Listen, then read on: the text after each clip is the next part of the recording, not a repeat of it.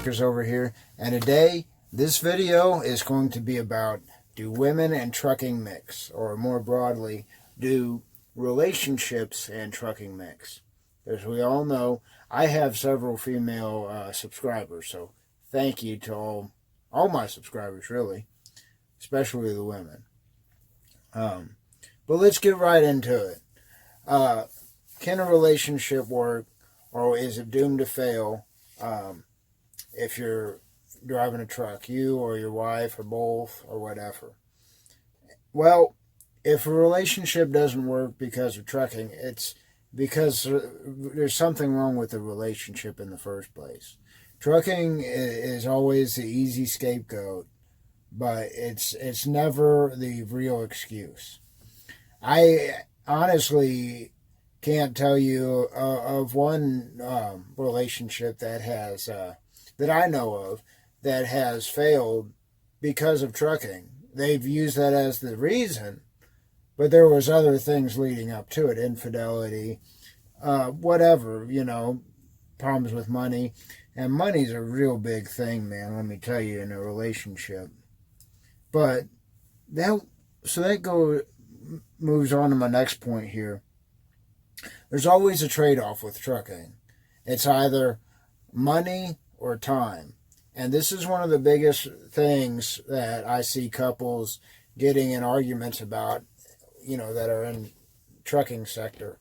It's, you have this job and you're home all the time, but you're not making enough money. Then the wife or whomever complains about, there's not the non-truck driver complains about, there's not enough money. I see you all the time, which is cool, but hey, money's more important than you, blah, blah, blah. And so the other person goes over the road. Okay, goes over the road. Money's good, but I don't see you. Well, you know what? There's a trade-off there, and you got to really find a balance. And let me tell you, if your partner or whoever is not willing to live a little bit lower in their means or do what they have to do to so that you can spend more time together, that's really on them, man. That's and like I said, that goes back to the beginning, that if there's something that trucking is causing your relationship to fail, it would have failed eventually over something. And one of the biggest things you'd think is, next one is trust. Now, you'd think that that'd be a real big thing as far as trucking goes. And it is, but, it's not really as much as you'd think it would be. A lot with FaceTime now, and all that. And I think in relationships, people just pretty well assume that there's going to be a little bit of infidelity. I hate to say it, but that's the times we're living in. But to mitigate that, and I have personal experience with this, I had a girlfriend ride on the truck for a couple months, and I personally thoroughly enjoyed it. Now, it all depends on your personality.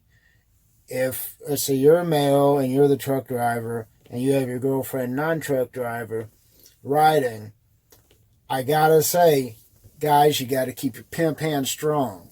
And by that I mean, whoever is doing the driving has to have the authority. Okay, we're gonna listen to whatever music I want to listen to, and it doesn't need to be the man. If the woman's the truck driver, then whoever's driving gets to choose some music, gets to choose, where to stop, blah, blah, blah.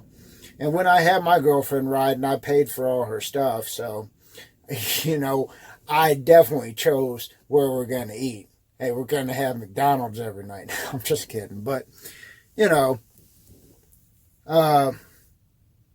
yeah. But speaking of riding on the truck, probably the biggest problem with trucking and relationships is not really the relationship. It's the next one, kids.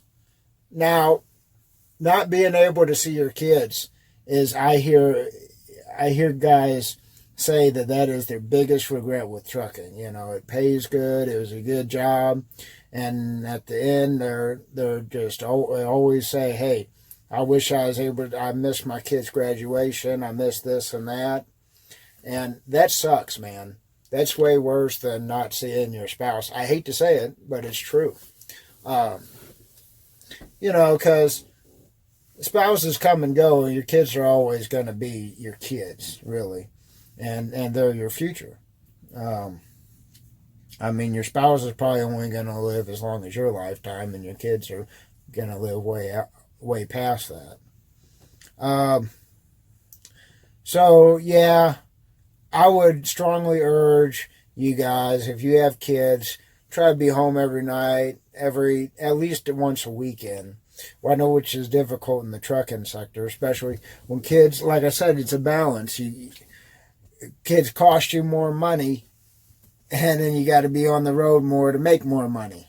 But you want to see them at the same time, and that's one of the most difficult things about trucking, is finding a balance. And I guess that's one of the biggest things about life in general, you know.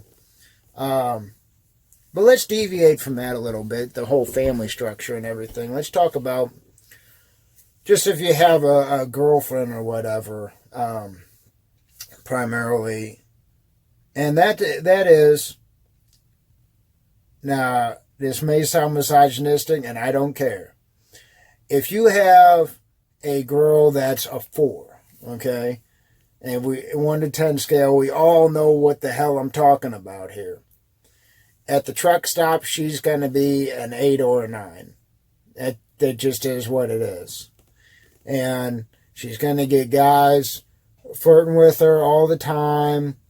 And the way to mitigate this, like I said earlier, you got to keep your pimp hand strong. So when I had an attractive girl riding with me, what I would do is you got to assert your dominance a little bit. You got to walk with pride. You got to let people know, hey, I'm not going to F with Matt with Tips for Truckers over here. I'm not even going to talk to his girlfriend because he looks like he's going to mess me up. Now, not saying that you're looking like you're going to beat somebody up all the time, but look like you have some authority about yourself, and that will definitely mitigate that. Okay? And